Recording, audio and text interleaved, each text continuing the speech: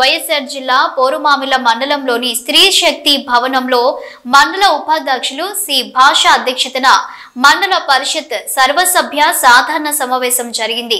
ఈ సమావేశానికి బద్వేల్ ఎమ్మెల్యే దాసరి సుధా ముఖ్య అతిథులుగా హాజరయ్యారు। ఈ సందర్భంగా ఎమ్మెల్యే సుధా మాట్లాడుతూ పోరుమామిల మండలంలోని ప్రతి గ్రామాలలో ప్రజా సమస్యలు ఉంటే వాటికి సంబంధించిన అధికారులు స్పందించి వాటిని పరిష్కరించే బాధ్యత అధికారులపై ఉందన్నారు।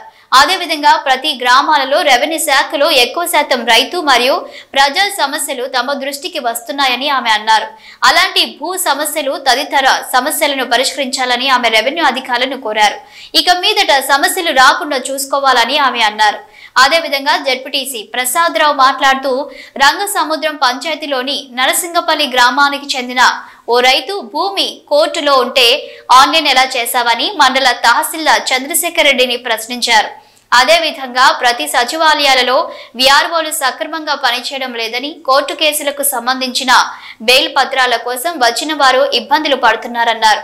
రెవెన్యూ అధికారుల పనితీరు లోపంతో కింది స్థాయి అధికారులు విధులకు సక్రమ పోవడం లేదని ఆయన ఆరోపించారు। అదే విధంగా ఉపాధ్యక్షులు చెన్ను రాజశేఖర్ మాట్లాడుతూ వ్యవసాయ శాఖ అధికారులు రైతులకు పంటల గురించి అవగాహన కల్పించడం లేదని, పొలము పిలుస్తుంది రా అనే కార్యక్రమం చేయడం లేదని, వాటి గురించి రైతులకు తెలియజేయడం లేదని వ్యవసాయ శాఖ అధికారులపై ఆరోపణలు చేశారు। రైతులకు పంటల గురించి అవగాహన కల్పించాలని ఆయన కోరారు।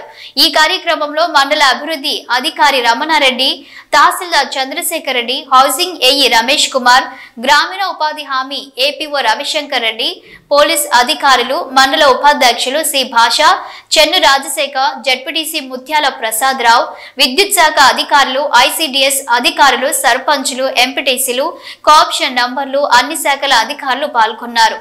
కూడా అధికారులు అంటే పార్టీలోకి రెస్పెక్టివ్గా పనిచేయమని ప్రతి ఒక్కరిని రిక్వెస్ట్ చేస్తున్నాను।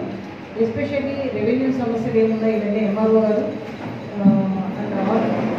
ఎందుకంటే ఎప్పుడు మీటింగ్ ఎప్పుడు జరిగినా కూడా ఎక్కువ సమస్యలు ఉండేది రెవెన్యూనే। ఇవన్నీ కూడా ఇప్పుడు రెవెన్యూ సమస్యలు ఇవన్నీ కూడా కండక్ట్ చేస్తున్నారు। అయితే మీటింగ్స్ అన్నవి ఊరికి ఏదో డిస్కస్ చేసేసి మళ్ళీ క్లోజ్ చేయడం కాదు, ఏమైతే మనం డిస్కస్ చేసామో ఈ పాయింట్స్ మళ్ళీ నెక్స్ట్ మీటింగ్లో ఎన్నింటిని మనం సాల్వ్ చేయగలుగుతున్నాం అన్నది ఒక ఇండెక్స్ లాగా పెట్టుకొని మనం చేయగలిగితే కొంచెం బెటర్ సర్వీసెస్ ఇవ్వగలుగుతాం అన్నది ఎంపీడీఓ గారికి, ఎంఆర్ఓ గారికి నేను స్పెసిఫిక్గా చెప్తున్నాను। ఈరోజు మనం ఏమేమి పాయింట్స్ రాసుకున్నామో ఇది నోట్ చేసుకోండి, నెక్స్ట్ అజెండా నెక్స్ట్ మీటింగ్కి వచ్చినప్పుడు ఎన్ని సాల్వ్ అయినాయి అవి నోట్ చేసుకుంటే బాగుంటుంది। రొటీన్గా కండక్ట్ చేసి క్లోజ్ చేయడం అనేది దెర్ ఇస్ నో పాయింట్ అన్నది నా అభిప్రాయం। ఎస్పెషల్లీ మోస్ట్ ఇంపార్టెంట్గా ప్రజాప్రతినిధులు ఎవరైనా సరే, ఏ పార్టీ వాళ్ళైనా సరే, ఎవరైనా మీ ఆఫీస్కి వచ్చినప్పుడు వాళ్ళకి ఇచ్చే డ్యూ రెస్పెక్ట్ కంపల్సరీ ఇవ్వాలి। వాళ్ళు ఏ విషయంతో వస్తున్నారో దాన్ని అడ్రస్ చేయాలి। ఒక టైం ఫ్రేమ్ పెట్టుకొని జెన్యూన్ కంప్లైంట్స్ ఏమున్నాయో వాటిని ఖచ్చితంగా డీల్ చేయాలని ఈ సమావేశంలో నేను మీ అందరినీ రిక్వెస్ట్ చేస్తున్నాను। ఈ అవకాశం ఇచ్చినందుకు మీ అందరికీ ధన్యవాదాలు। అధికారులు, ప్రజాప్రతినిధులు హాజరై వారి గ్రామాలలో ఉన్న సమస్యలను ఈ యొక్క సమావేశంలో తెలియజేస్తే ఈ మండల అధికారులు కానీ నాయకులు కానీ గారు వచ్చి వాళ్ళ గ్రామాల్లో ఏదైనా సమస్యలు తెలియజేయరు, తర్వాత వచ్చి మనకి అవసరము మరి ఈ వసతి లేదు అని అధికారులకు అడగడం అంత మంచిది కాదు।